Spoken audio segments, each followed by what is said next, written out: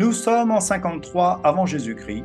Le général romain Crassus s'est lancé dans l'invasion incertaine des terres parthes en Mésopotamie. C'est donc dans une plaine désertique et sous un soleil de plomb que 7 légions romaines affrontèrent les cavaliers parthes à la bataille de Car, au nord de l'actuelle Syrie. Les Parthes sont des archers montés qui font pleuvoir leurs flèches sur leurs ennemis, puis s'enfuient pour recharger. Pour y faire face, Crassus va utiliser une formation atypique, baptisée la tortue. Il s'agit d'une formation en carré où les soldats se protègent sur les flancs et au-dessus de leur tête avec une carapace de bouclier. Mais ce jour-là, la formation tortue n'a pas suffi à sauver les Romains, et les légionnaires de Crassus furent décimés par les Parthes. Malgré cette cuisante défaite, la tortue va perdurer dans l'armée romaine au fil des décennies, au point de devenir un exemple de la formidable capacité des Romains à s'adapter à leurs ennemis. Et des ennemis, les légionnaires romains vont en combattre beaucoup aux 4 coins de l'Empire. Durant des siècles, du nord de l'Europe jusqu'en Orient, Rome va devoir entièrement se reposer sur ses légions pour protéger ses frontières. Comment sont nées les légions romaines? Comment étaient-elles organisées? Quelles étaient leurs armes? Et comment ont-elles évolué avec l'Empire?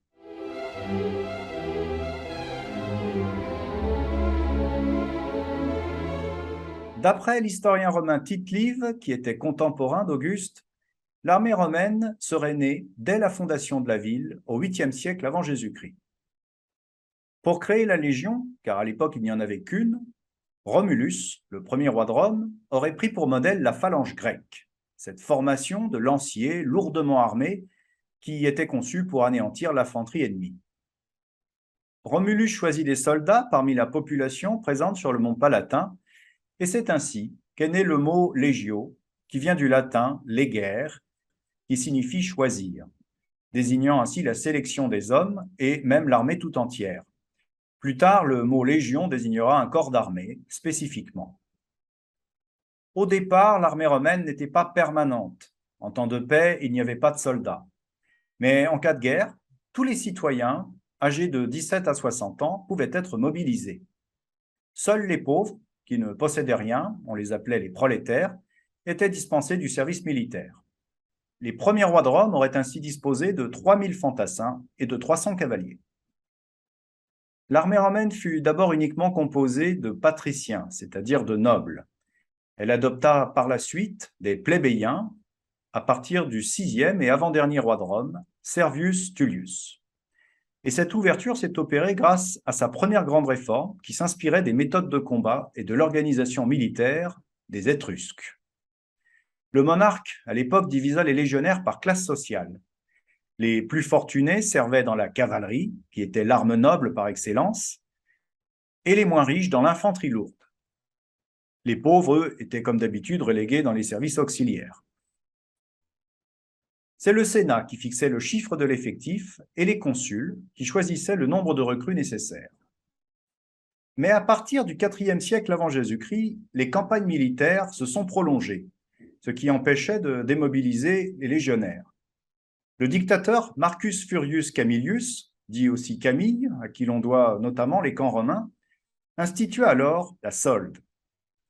La solde, qui est la paye du légionnaire, va ainsi permettre de retenir plus longtemps les soldats sous les drapeaux. C'est à cette époque que les Romains vont mettre au point une formation de combat en 3 lignes distinctes qui restera très célèbre, le triplex Acquies. La première ligne frontale était constituée de soldats jeunes et agiles, les Astati, leur nom venait de leur longue lance, Asta. Une deuxième était constituée de troupes d'élite bien équipées, les Principes, et enfin une troisième ligne composée de vétérans éprouvés, les Triarii. Les Triarii empêchaient la panique ou une retraite non autorisée des premiers rangs, et ils étaient parfois utilisés comme réserve dans la bataille. En cas de défaite imminente, donc les premières et deuxièmes lignes se reformaient derrière la ligne des Triarii en vue d'une contre-attaque ou d'une retraite ordonnée. Ainsi, recourir aux triarii n'arrivait que dans les cas extrêmes, et c'est de là que vient l'expression latine « ad triaros redice », tomber sur les triarii, qui signifie en fait tomber sur une situation désespérée. Cette formation offensive en 3 lignes fut utilisée dans les principales batailles que mena Rome et indépendamment de son infanterie légère, les velites, qui étaient constituées de prolétaires. Au IIIe siècle avant Jésus-Christ, la Légion romaine comptait un effectif de 300 cavaliers et 4200 fantassins. Elle était partagée en manipules. Les manipules sont des groupes de 120 hommes qui correspondent à une compagnie de nos armées modernes. Une légion comptait ainsi 10 cohortes, dont une d'élite de 800 hommes. Une cohorte comprenait 3 manipules et un manipule comptait 2 centuries, commandées chacune par un centurion. Le plus ancien des centurions, le prior, avait le commandement du manipule et le manipule devint ainsi une unité tactique qui restera pendant plusieurs siècles la base de la Légion romaine. Un problème se posa néanmoins à cause des disparités dans l'équipement et des longues mobilisations au sein de l'armée qui perturbèrent sa cohérence. Après l'effort de guerre fourni contre le rival Carthage lors des 3 guerres puniques de 264 à 146 avant Jésus-Christ, et qui occasionna de lourdes pertes, près de 120 000 morts lors de la Deuxième Guerre, eh bien, les classes inférieures, souvent des agriculteurs, furent lassées de retrouver leurs terres en friche après d'interminables campagnes militaires hors de la péninsule italienne. À l'inverse, les soldats les plus aisés, eux, ne concevaient l'armée que comme une étape dans leur carrière politique. Il fallait donc réformer. En 107 avant Jésus-Christ, le consul Caius Marius se fit donc entendre au Sénat. Désormais, l'engagement dans les légions se ferait sur la base du volontariat et serait ouvert même aux plus pauvres. L'armée romaine devint ainsi professionnelle avec un effectif de 130 000 hommes. Les légionnaires âgés de 17 à 60 ans étaient rémunérés, comme on l'a vu, par une solde. Un même équipement était fourni à tous les soldats, quel que soit leur statut social. L'armement devint ainsi uniforme. Tous les soldats reçurent le fameux pilum. C'est aussi Marius qui créa la cohorte, un groupe de 600 hommes, soit 10 par légion, et à ces 10 cohortes s'ajoutait la cavalerie, répartie en 10 escadrons d'une trentaine d'hommes, et les socii, des citoyens non romains venus des territoires conquis, notamment les Étrusques et les Samnites. Répartis en groupes de 500 hommes environ, ils étacinquante toujours inférieurs en nombre aux légionnaires. Les généraux se méfiaient en effet de ces alliés de Rome. Il y avait déjà eu des précédents. C'est le cas de Vercingétorix, qui fut formé aux côtés des troupes romaines et qui se retourna contre elle en 52 avant Jésus-Christ, lorsque César voulut conquérir les Gaules. La Légion comptait alors 6 000 hommes, dont le symbole était une aigle d'argent qui allait contribuer à développer ce fameux esprit de corps entre les soldats. Par la suite, cette aigle d'argent va devenir une aigle d'or sous les empereurs, et la Légion commença ainsi à avoir son histoire et ses traditions. Et c'est à cette époque que le sigle SPQR prit naissance. C'est la devise en latin qui signifie le Sénat et le peuple romain. La discipline dans l'armée romaine était rigoureuse. Le général en chef avait droit de vie ou de mort et sa décision était sans appel. La moindre défaillance était sévèrement punie. À l'inverse, lorsque les légionnaires se montraient exemplaires au combat, eh bien, il y avait des décorations qui consistaient en des armes d'honneur, des bracelets, mais aussi des couronnes. Enfin, la récompense suprême pour une armée victorieuse était d'obtenir du Sénat le triomphe, c'est-à-dire le droit d'entrer en armes à Rome pour monter en grande procession du Forum au temple de Jupiter sur le Capitole. C'est important car il était formellement interdit à une légion d'entrer armée dans la capitale. La guerre civile qui secoua la République romaine de 91 à 88 avant Jésus-Christ a eu des conséquences néfastes pour elle. À l'époque, on enrôla à tour de bras des esclaves affranchis. Le problème, c'est que pour maintenir l'ordre et pour mener des campagnes militaires en même temps, il fallait un effectif considérable de légionnaires. C'est pour ça qu'à l'époque, on passa à 55 légions, soit environ 330 000 hommes. Tout au long du 1er siècle avant Jésus-Christ, les armées vont ainsi servir les intérêts de généraux aux ambitions démesurées, tels que Sylla, Pompée et César, qui partirent à la conquête du pouvoir, ce qui mènera la République romaine à son terme. César fut assassiné par Brutus, qui voulait restaurer la République, Et c'est finalement le contraire qui se produisit, puisqu'il se suicida 2 ans plus tard, laissant Marc-Antoine et Octave se partager l'Empire.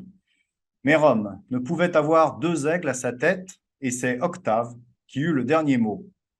Après avoir remporté la bataille d'Actium contre Marc-Antoine et Cléopâtre, Octave devint l'empereur Auguste. Assuré de la Pax Romana, la paix romaine, l'empereur Auguste réduira donc les effectifs à 28 légions, issues d'un recrutement de qualité, et qui distinguera les garnisons de Rome de celles des autres provinces. Cette configuration perdurera pendant près de 2 siècles. Bien que Rome se dotât de chefs de guerre d'exception, comme César, Pompée ou Marc-Antoine, elle dut principalement ses victoires à la valeur de son organisation militaire, qu'elle perfectionna sans cesse en empruntant à ses adversaires tout ce qui faisait leur force. C'est d'ailleurs le cas de la tortue dont j'ai parlé au début de cette vidéo, dont l'origine remonterait aux Gaulois. Elle dut aussi ses victoires au patriotisme de ses citoyens. Car pour le Romain, rien n'était plus sacré que l'amour de la patrie, et rien de plus honteux que d'obéir à un prince étranger. Les Romains subirent des échecs militaires, mais ne se rendirent presque jamais. Enfin, leur ténacité devint légendaire. Jamais, ni après le désastre de l'Alia, ni après les fourches codines, ni les victoires de Pyrrhus, ils ne se découragèrent ni ne s'avouèrent vaincus. De même, les Romains étaient réputés pour leur pugnacité lors des sièges. Celui de la forteresse de Massada en Judée en 73, qui dura 7 mois, en est un bel exemple.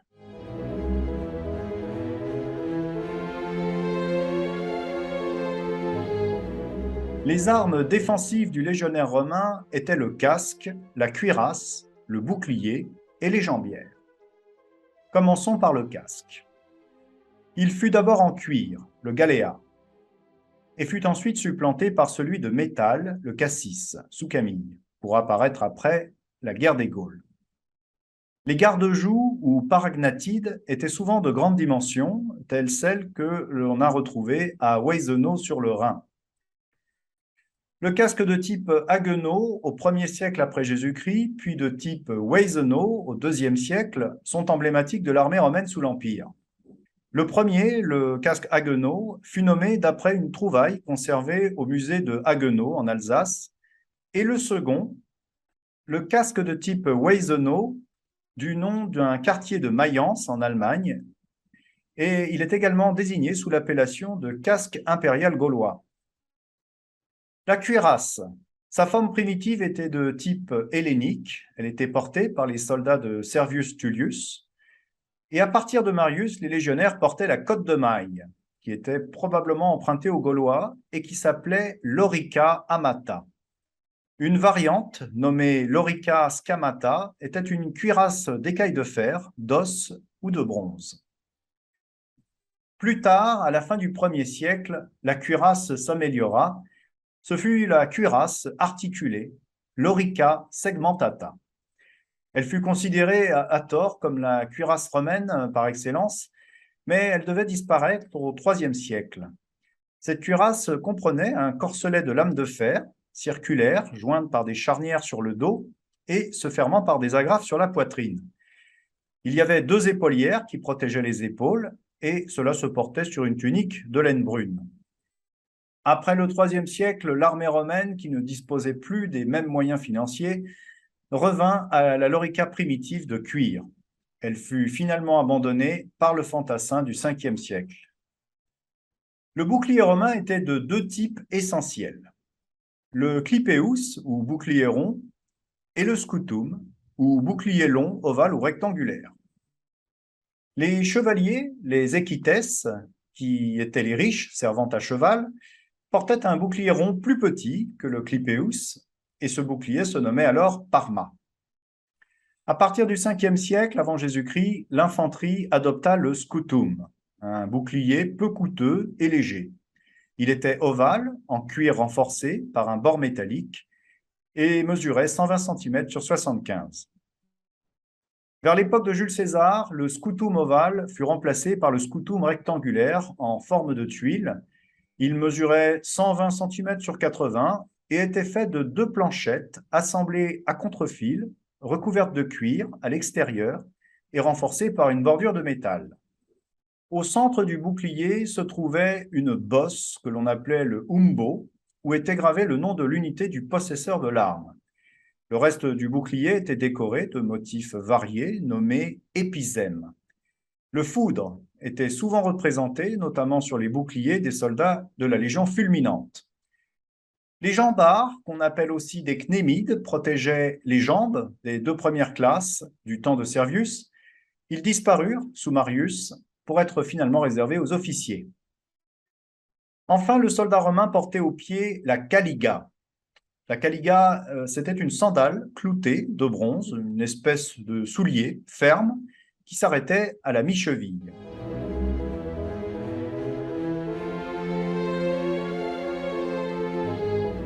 Pour l'offensive, les Romains ont d'abord utilisé une épée de type grec.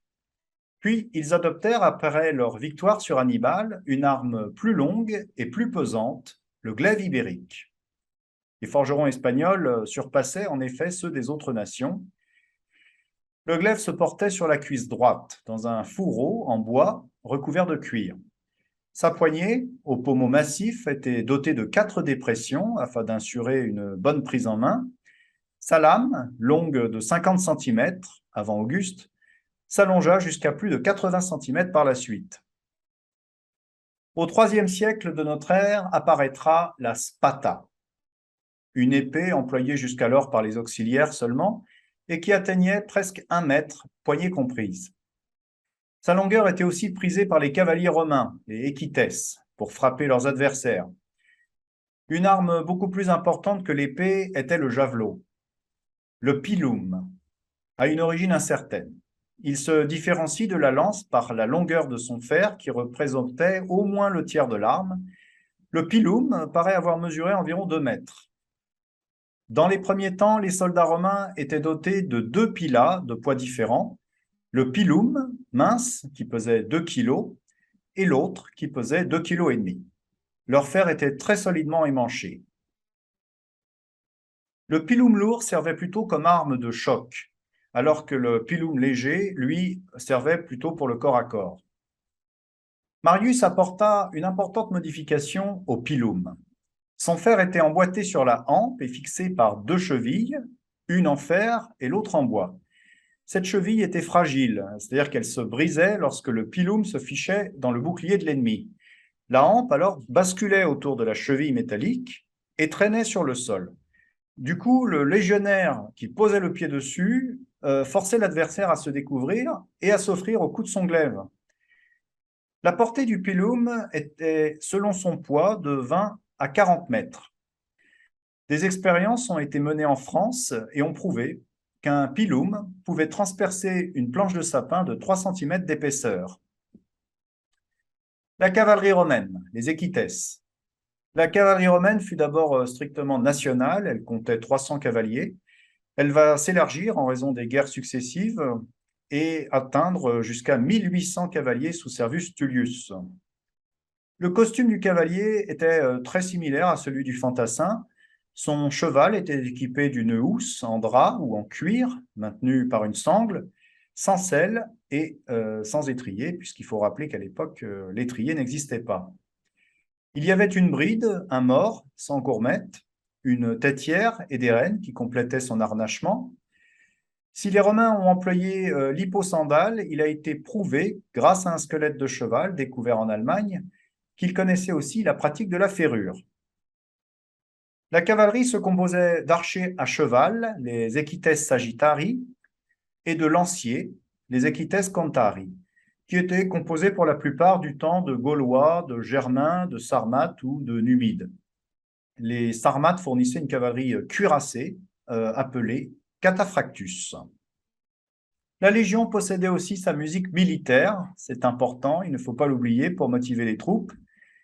Il y avait d'abord les tubicines, ce qui étaient des sortes de joueurs de tuba, les buccinatores, les cornicines, dont l'instrument, la cornue, était moins recourbé que la buccina, et enfin les liticines, soufflant dans le persan litus.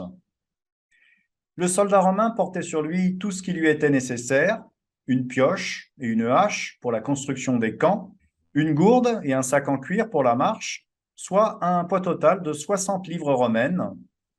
Lorsqu'il était en marche, le légionnaire était donc bien impeditus, c'est-à-dire embarrassé, avec ses armes, ses pieux, sa scie, sa pelle, sa hache, son panier et ses ustensiles de cuisine, sans compter une provision de blé pour 15 jours. La construction du camp, elle, comprenait fossés, palissades et terrassements en dos d'âne, tout cela même si la halte ne durait qu'un seul jour. Et quand le légionnaire quittait le camp pour aller combattre, il y laissait ses bagages, et libre dans ses mouvements, le soldat était dit alors expeditus, c'est-à-dire prêt à combattre.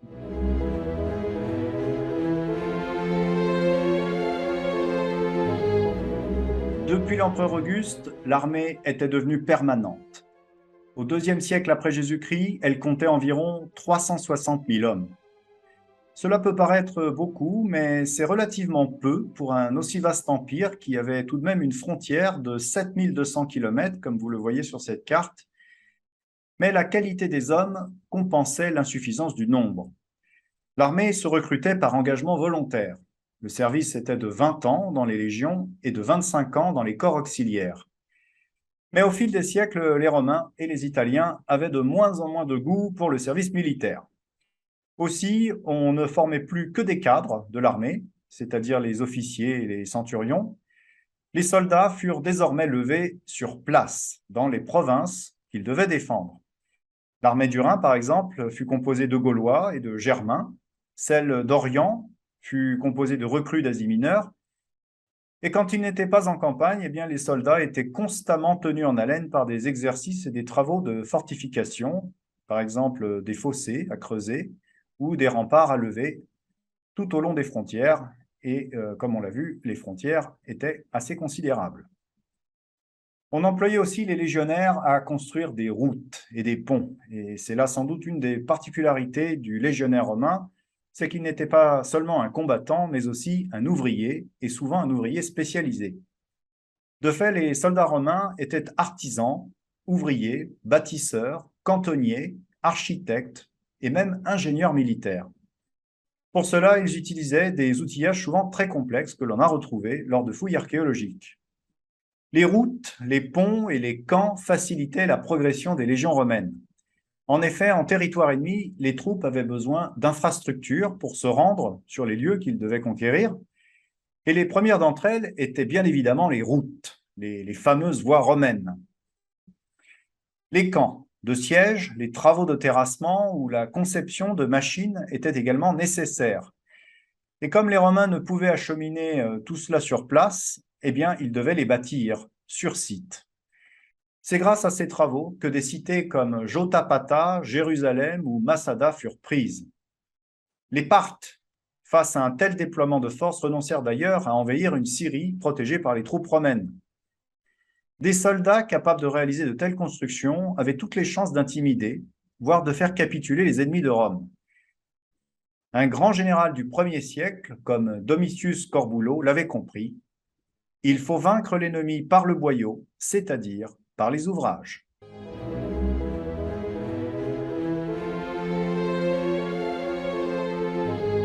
Pourquoi Rome a-t-elle décliné, puis finalement chuté? C'est à cette question qu'un auteur américain, Lawrence Reed, a répondu dans une étude fort intéressante intitulée Are We Wrong? Dans cet ouvrage, l'auteur américain explique que l'Empire romain fut un régime militaire parasite qui ne pouvait survivre que par un afflux permanent de richesses, pillées à l'extérieur, grâce à des prisonniers réduits en esclavage et à des terres volées. En effet, l'enrichissement de l'aristocratie romaine ne provenait que du butin des invasions et non d'une quelconque création de valeur ou de richesse. Avec la fin des conquêtes et les rendements décroissants des pillages, l'administration dut cependant recourir de plus en plus au pillage interne pour satisfaire son besoin de richesse, ce qui entraîna un appauvrissement général de la population de l'Empire. Dans son étude, Lawrence Reed ose donc une analogie entre l'Empire romain et l'Empire des États-Unis. Les USA possèdent en effet près d'1 millier de bases réparties dans une centaine de pays, avec un effectif de 1 400 000 hommes et une bonne dizaine de porte-avions qui croisent sur tous les océans. Tous ces moyens sont utilisés pour mener des guerres à l'étranger avec la production massive d'armes au profit de l'industrie américaine et le contrôle de ressources vitales comme le pétrole au profit de son économie.